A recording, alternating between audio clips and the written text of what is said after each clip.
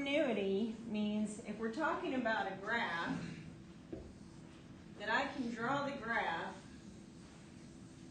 without picking up my pencil.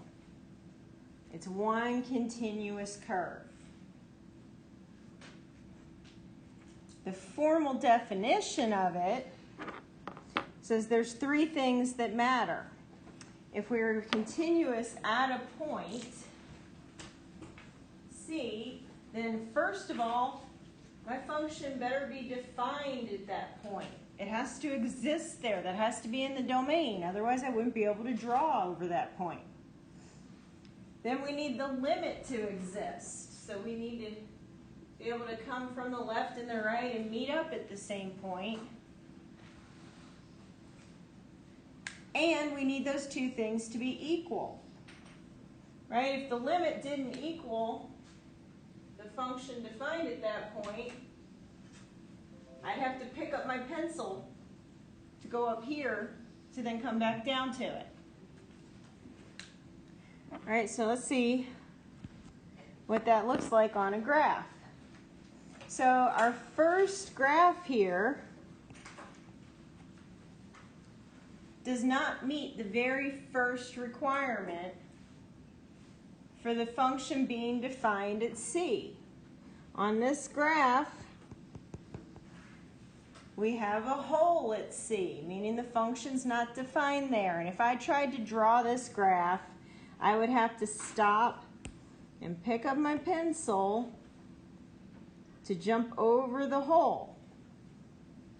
Okay, so that one doesn't meet the first requirement. Well, we know what that is. That's a hole in the graph, which we saw when we were doing it analytically. I could usually factor that out or do some kind of manipulation to get it to cancel out. So that's actually called a removable discontinuity.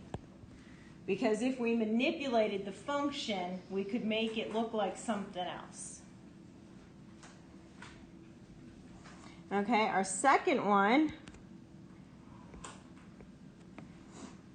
is called a jump discontinuity, because my graph is jumping from one value to another here at C. Now my first requirement for continuity is met. This graph is defined right there at C. It is in the domain of this function. However, if we get to the second requirement for continuity, does the limit as x approaches C exist? No.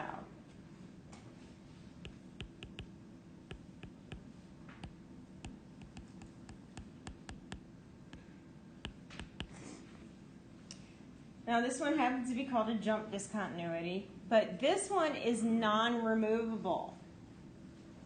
I can't manipulate this. That function is defined at that point. I can't remove where it's defined at C to get it to match up with to the left of it. Okay, so it just happens to be called non-removable. So if we were doing it analytically and trying to manipulate whatever that function was, we wouldn't be able to get rid of it. That limit's not going to exist.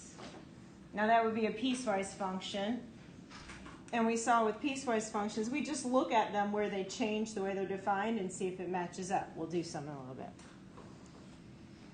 Would that be the same as like absolute function? Because don't you have to do it piecewise? Absolute is a piecewise function, but it doesn't look quite like that. I mean, as an absolute function, would that be an absolute, like x equals absolute, x over? Does that make any sense?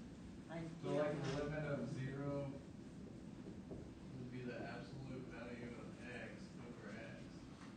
Would that? Oh, okay, yes, which the graph of that one, we can pick where we want it. Looks like that. Okay, so it's a different look, but it's still a jump discontinuity, which is non-removable. Okay, in our third case, my function's defined at C,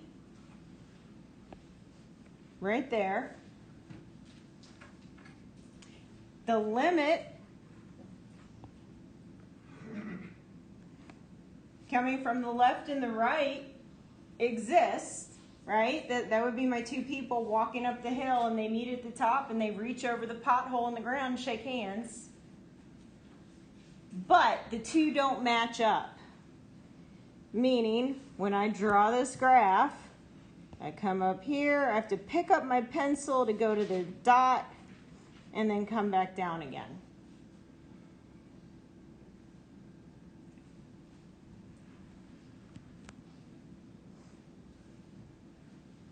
Okay, so that was continuity at a point C. We can talk about if a function is continuous over some open interval, meaning that doesn't include the endpoints.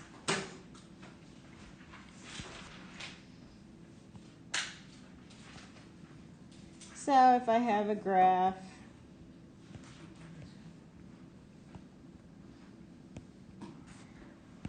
of some function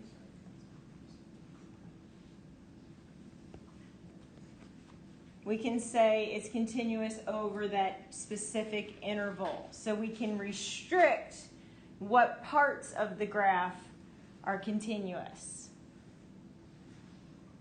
So if I ask you if something's continuous, or where is something continuous, you can say, well, from here to here, but not from here to here, and then from here to here again. Now, if I have something that has arrows on the end of it, like, I don't know, a parabola, that means it's continuing down and to the left and the right, right? So that, and we know what a parabola looks like, and that's going to be continuous everywhere. So when it's continuous everywhere for interval notation, we say it's continuous over the interval from negative infinity to infinity.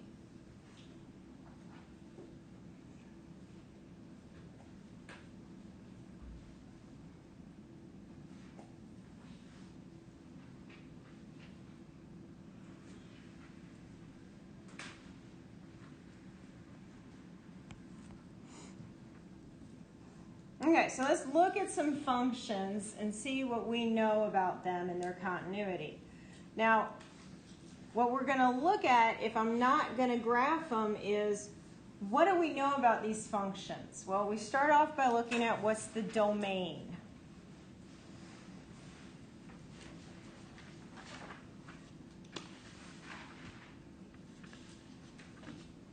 So what is the domain of this function here? F of x equals 1 over x. What is x not allowed to be? 0. X can't be 0. And what is happening at x equals 0? It's a vertical asymptote, which would be a non-removable discontinuity, right? A hole I can remove, but not a vertical asymptote.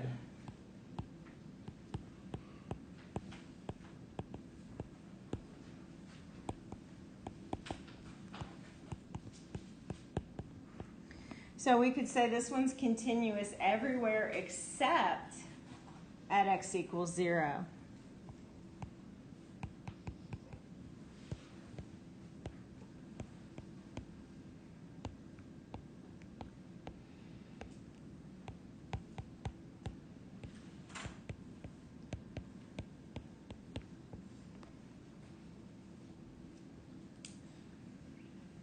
And if I looked at the graph of this, and maybe one you recognize or not, depends on who you had for college algebra and how much they emphasized it, but it actually looks like this.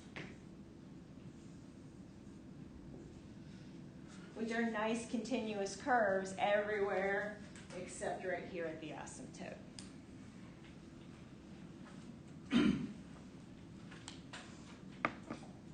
Okay, let's look at our next function. Tell me, what is the domain of g of x equals x squared minus 1 over x minus 1? X can equal 1. X can't equal 1.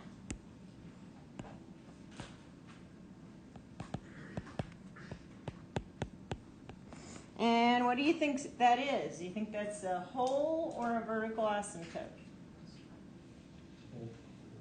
It's a whole. Because we can manipulate this one, right? My numerator is a difference of squares, so it's x plus 1 times x minus 1 over x minus 1.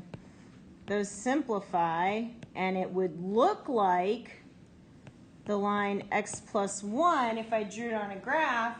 However, there would be a hole at x equals 1, so it is discontinuous at the point x equals 1, but continuous everywhere else.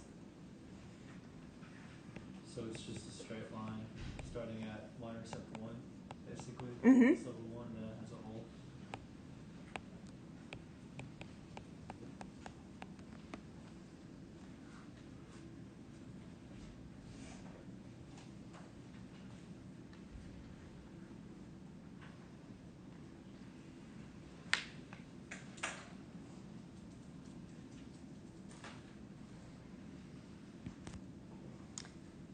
Okay, here's a piecewise function. When I look at each part of it, I want to see if each part of the piecewise function has any discontinuities. Well, row 1 here, that's just the line that we just talked about. So there's no domain restrictions for that. And for row 2 here, for e to the x could be anything for e to the x, right? Okay, so each part of the piecewise function doesn't have a problem, but what we need to know is, here, is there a jump or does it match up? For the jump. So we evaluate it there, right? So if I plug in a 0 into row 1, I get 1. If I plug in a 0 to row 2, anything raised to the 0 power is 1. So I've got a really funky looking function here. If I graphed it, it looks like a line and then it's going to get curvy like an exponential, but it meets up at that point. So this one would be continuous everywhere.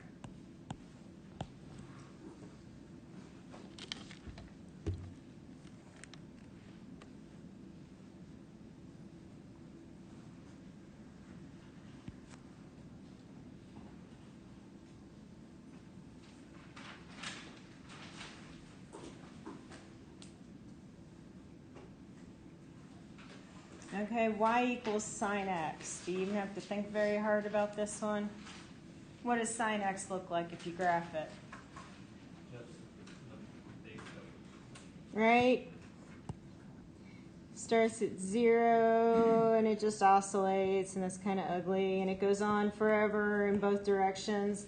And I don't have any domain restrictions for sine. So this one would just be continuous everywhere.